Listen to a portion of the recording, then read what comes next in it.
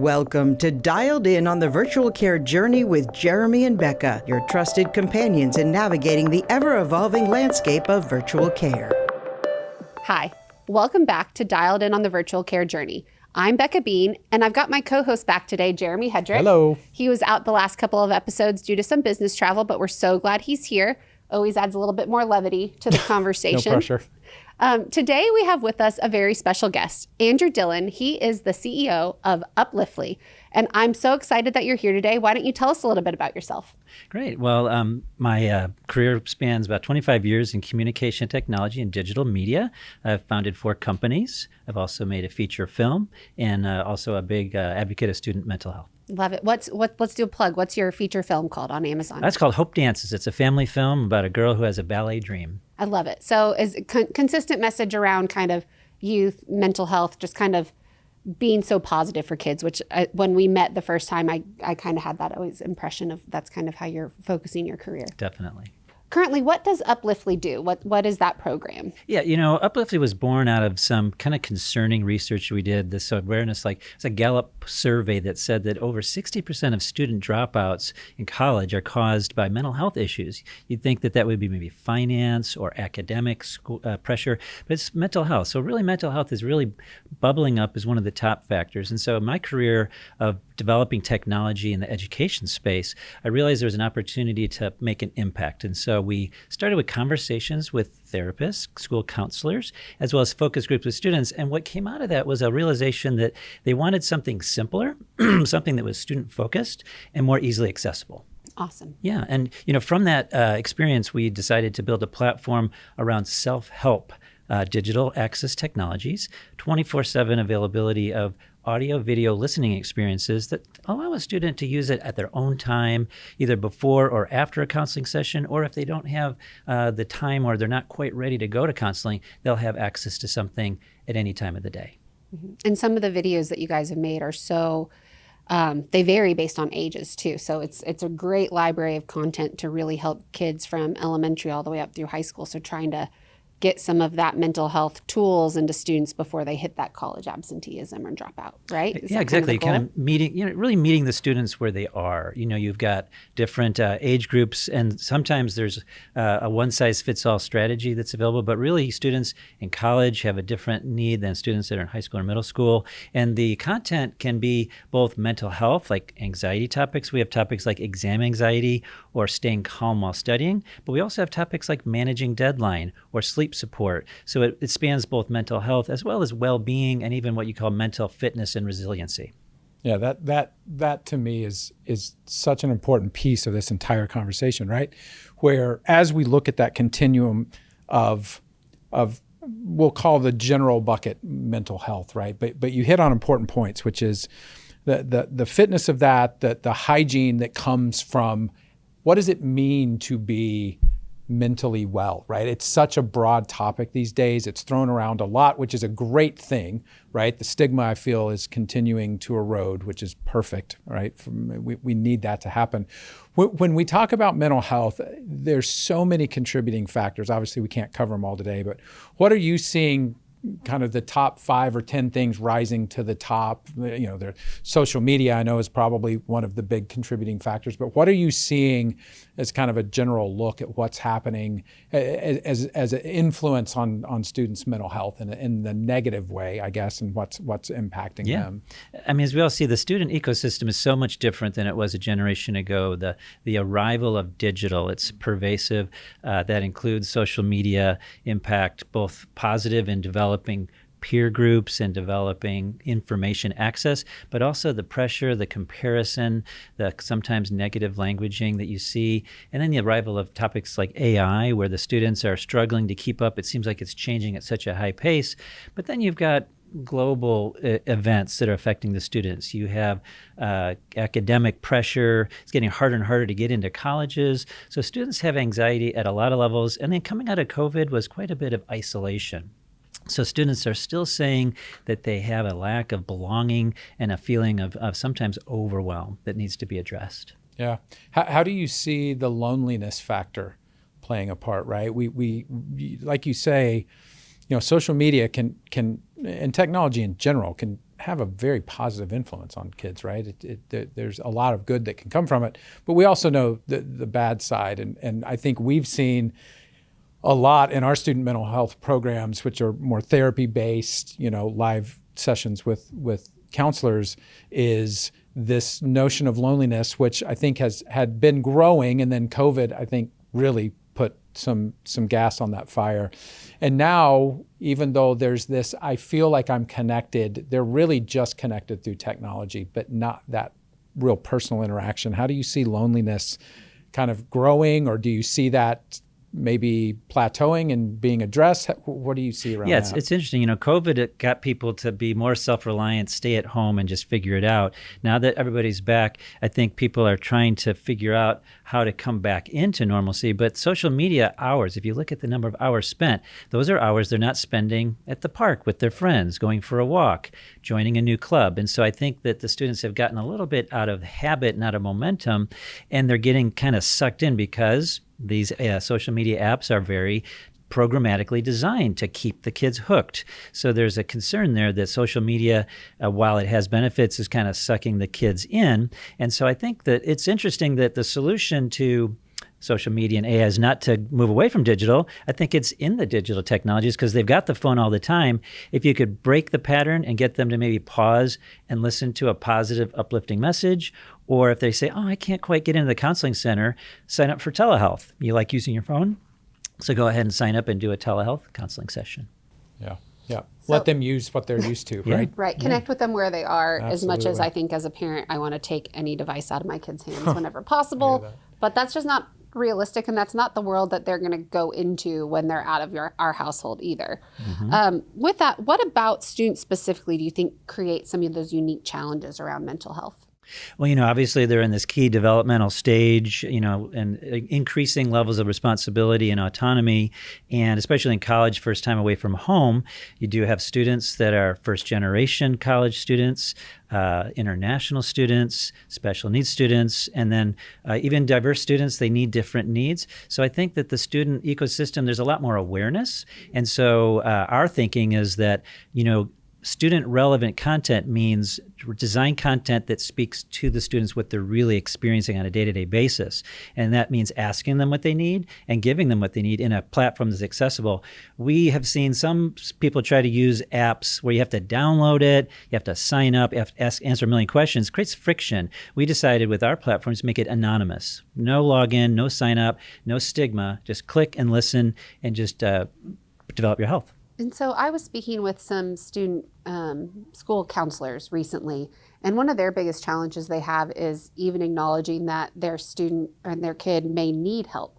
And I kind of love that your tool allows that anonymity versus for our side, we have to get parental consent. Parents have to be involved when it comes to therapy sessions, but some of these other ancillary tools are something a counselor can provide to a kid without having to necessarily involve the parent and having those conversations to get them a little bit of more usable Just an features. open library, right? Right, yeah. If you could kind of chip away and kind of bring them back to comfort earlier in the journey with that preventative messaging, you may have fewer students going into the counseling centers, which frankly are overloaded, and it's getting harder and harder for students to even get in. The wait times are longer, and the cost is so much higher. Yeah, I think that is such a critical part of this overall equation that we're all collectively trying to combat, right? Just trying to be there, meet the students where they are and help their mental health, which is this notion of early intervention, right? And we've seen this in our program. I've seen it in my own kids' lives. The moment that they realize it's not just them, that they're not broken, that they're not alone, that there are these other people that feel and act and behave and are challenged just like them, it opens up so much more opportunity for them to say yes. Say yes to a therapist, say yes to one of your videos, say yes to group counseling, whatever it is, whatever they're on in their journey. And so what you hit on that I think is great, that all of us are trying to solve is there isn't apparently ever going to be, and there definitely isn't right now, a single solution, right? Every student brings a unique opportunity and a unique challenge and a unique need. And so what's interesting is as you move them into some level of care or self-care. early, self-care, that one, they'll realize, man, I'm not alone here. These are really helpful. And maybe this is better than I thought it was. Maybe this is worse than I thought it was. Maybe I do need to go talk to somebody. I didn't feel I did. Or relieve the pressure of feeling like they're so broken that, well, I've just got to dive in and do this, and I'm sure I'm going to need to see a psychiatrist even. And they don't know what they don't know. And I think it's good on you guys for kind of seeing that kind of open library type concept to say, listen, just go start finding out, and not putting such a big definition, if you will, or clinical definition around mental health. It could just be time management that leads to stress, that leads to sleep issues, that leads, hey, back that train up. Let's just talk about time management for a minute. That's pretty non-threatening, right, for folks. And as they get into that, that could really spin. So that's great. How do you see, or do you have any insight into, as students start to engage some of your self-help, what do you see as some of the paths that they take? I'm assuming some will be self-contained, some might want to take next steps. How do you see that transacting? I mean, if you think about the evolution of physical fitness, maybe some decades ago, it was like just kind of a niche activity, or it's kind of everyday. But now you've got such a spectrum of fitness. Some people like yoga, some people like to jog, some people, the schools have these amazing gyms. And with mental fitness, I think it's the same thing. You can start out with, like you said, life skills, school skills, learn how to just deep breathe to bring down your anxiety. Or if you're having actual negative thoughts, learn how to quell your negative thoughts so that you can be more grounded. So our goal was to meet the students where they're at. And we're noticing that when we look at the data, I had a student that listened to the Sleep Serenity every day for 30 days. Every day I was like, wow. But then the next person never listened to it, and they listened to a topic called Amazing Day, which is just sort of a daily boost. So one student had a sleep issue. The other student wanted to just get that boost every day. So you start to see what students are listening to, and we provide that data to the school so that they can kind of get a feeling for the pulse of their student body. Oh, that's fantastic. Yeah, and I always think of it, I've been working with a lot of the counselors at my kids' schools recently, and the biggest thing we talk through is that your kid inherently wants to be good. Your kid inherently wants to be happy and in a good mood, but they're challenged with skills that they just haven't learned yet. And it might not be the same as their peers, but they don't know how to put into words necessarily, oh, I don't have skills. I'm going to use my 6-year-old to keep his hands to himself, but we're working on those skills and trying to figure out what the root cause of, like, why can't you keep your hands to yourself? Oh, it looks like so-and-so has something fun at their desk, so you want to go over and grab it. Like trying to peel those back, and the more tools we can give our kids to build those skills, I think sometimes parents don't realize that that is also mental health, like just helping them along with those softer skills. But there's tons of solutions out there. What do you see are some of the emerging trends and solutions in the industry to kind of help students bolster their mental health? It's the age of digital. So amazing technologies like digital therapy, telehealth, teletherapy, bringing students to be able to fit it in at any time of the day, especially the remote students. They're far away from school. Also peer-to-peer, so connecting students with age, same age group. And then in our case, 24/7 self-care, listening experiences, everything funneling to make sure that if they do need critical care counseling, they're directed to the resources that they need. So having that spectrum, and the digital is so much more efficient. It can be a lot more cost effective. You can basically allow a student to, all student body could listen to the self-care content. An increasing variety of students can participate in the digital tools like digital therapy. And then the ones that really need it and need to be in a room and they're comfortable with that can go to the counseling center. So having that spectrum, I think, is key. And then you've got AI emerging. AI is both creating some anxiety with the students. It's creating a variety of learning advances. Students can use it to accelerate their research, generate graphics, do a presentation, but at the same time, it's creating a little bit of a concern about, well, is my job going to be around in 5 years when I graduate? Do I need to change academic pathways? I think a lot of us will maybe hear this and think about it as maybe a stair step, kind of gateway type. Start on kind of self-help, start to figure out what works for you, sleep, like your comment earlier about 30 days of, the same student listening to the sleep app every night. And then, okay, well, I probably need some more, whether it's therapy or in-person, virtual, whatever. But I could also see on the tail end of some of that work. I've seen this in my own kids and some of their friends' lives where that arc has been, I'm not sure what's wrong. I don't know why I can't figure X, Y, or Z out. They finally make that leap to talk to a therapist, whether that's in person or virtual. And for some people, that's a really big step, right? For whatever reason, access, availability, funding, can they afford it? Are they comfortable with it? Is there still a stigma? So even getting to that step for students is still a really big deal.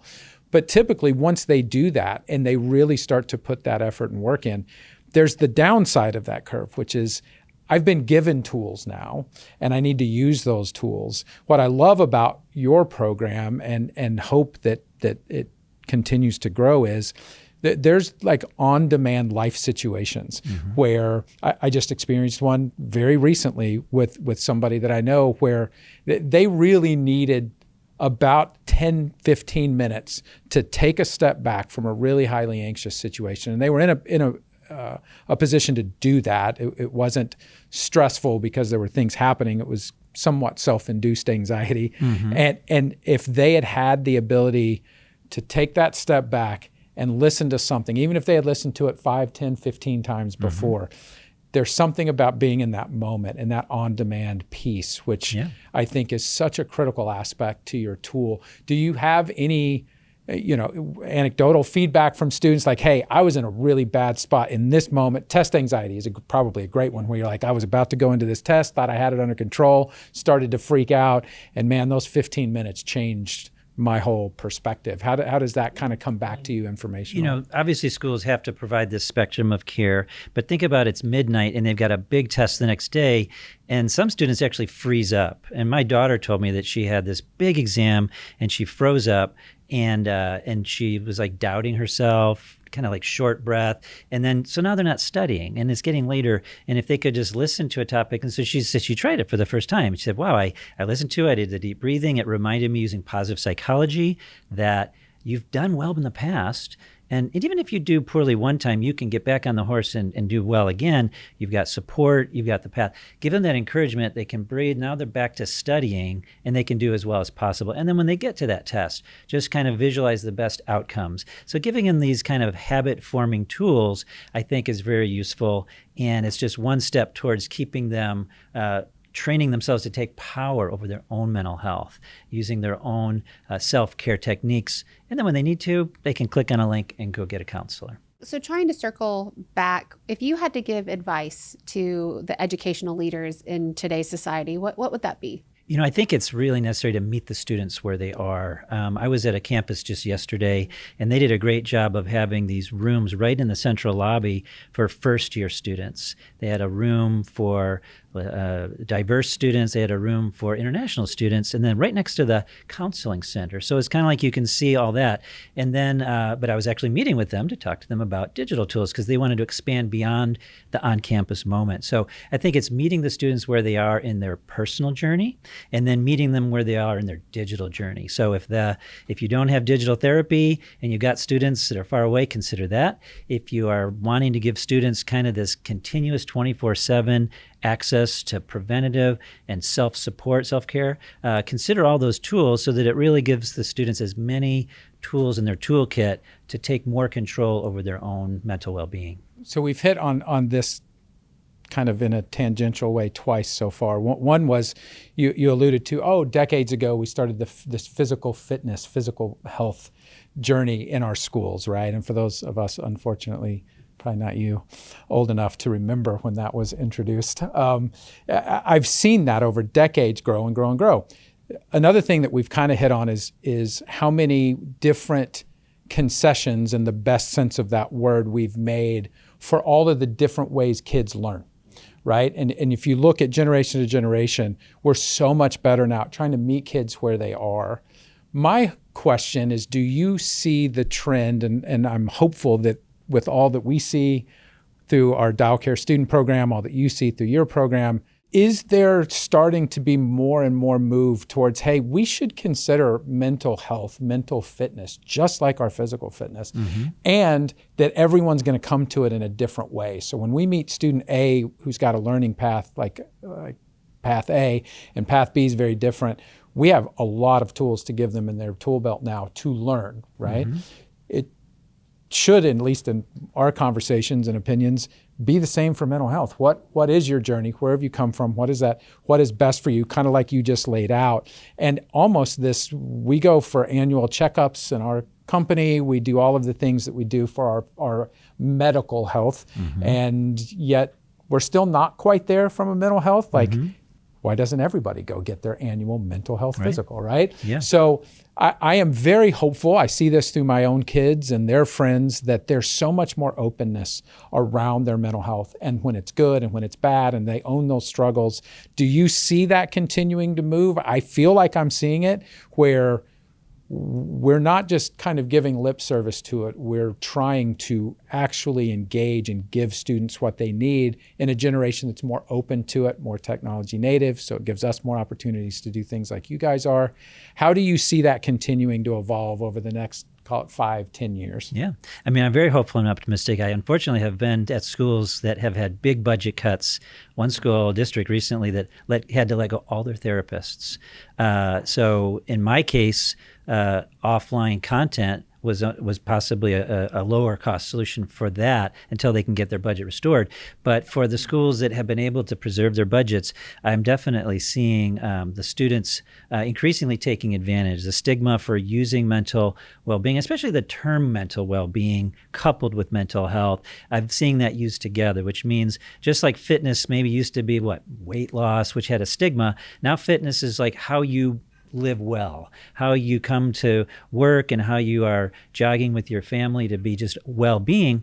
Mental health, I think, is increasingly broadening. We see a horizon where it starts as early as possible, and the students are encouraged to learn how to breathe deeply. It's science. The parasympathetic system calms down and it slows everything down. You move out of fight or flight, and then you come out of your fight or flight mode and into more of a relaxed state. That makes you a better student, a better teacher, a better family member. And so I think that this awareness is coming to society, but sometimes these things take a while to permeate, and people need to figure out what are the new tools and what is the best way to bring it into their school environment. But it can be part of a class curriculum, it could be part of a school wellness initiative, and it can be part of the counseling center as well. So as we're getting closer to wrapping up, what gives you pause about mental health in schools, and what gives you hope?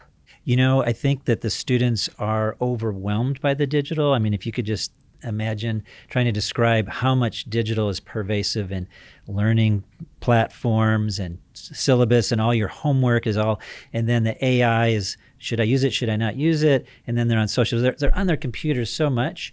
It's a little bit overwhelming, and that's, and yet, unfortunately or fortunately, I think the digital is the solution, because if you can weave in the health to the technical. So I have my master's in communication technology and digital media. If you can just bring some inspiring, encouraging words with all of the technology, and make sure that the technology is working to uplift their spirit, uplift their mood, teach them positive habits, I'm pretty confident that these doom and gloom scenarios where AI is going to take over and make everybody just really heavy, I think that just as easily we can bring really great quality digital mental health technologies to make everybody personally more uplifted and more fulfilled.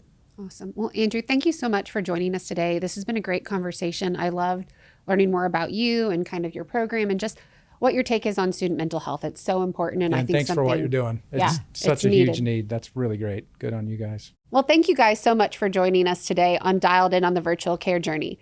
Like, share, and subscribe. We're so excited to have you join and listen to us time and time again.